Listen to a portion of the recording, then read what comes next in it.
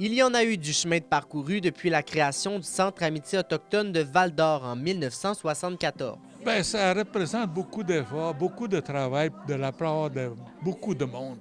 C'est le résultat de la solidarité qu'on avait entre nous autres. La population autochtone dans les villes a augmenté au cours des 50 dernières années.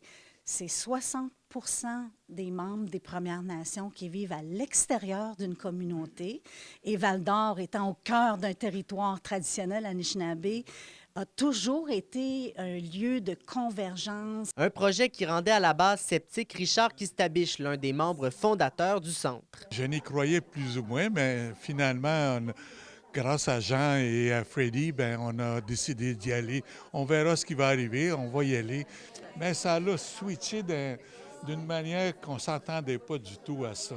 Pour ce qui est des festivités du 50e anniversaire, plusieurs activités sont au programme, notamment un spectacle culturel, un brunch retrouvailles et d'autres événements en lien avec la Journée nationale de la vérité et de la réconciliation. Le Centre organise plusieurs grands événements au cours d'une année, mais c'est d'avoir la signature du 50e, mais aussi de convier de manière en toute amitié à la réconciliation sous toutes ses formes, qu'elles soient économiques, sociales, historiques, culturelles.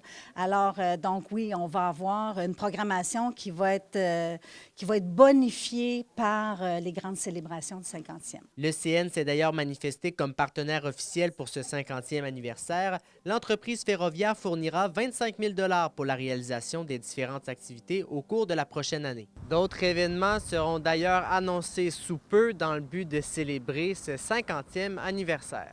Alexis Dumont, RNC Nouvelles, Val-d'Or.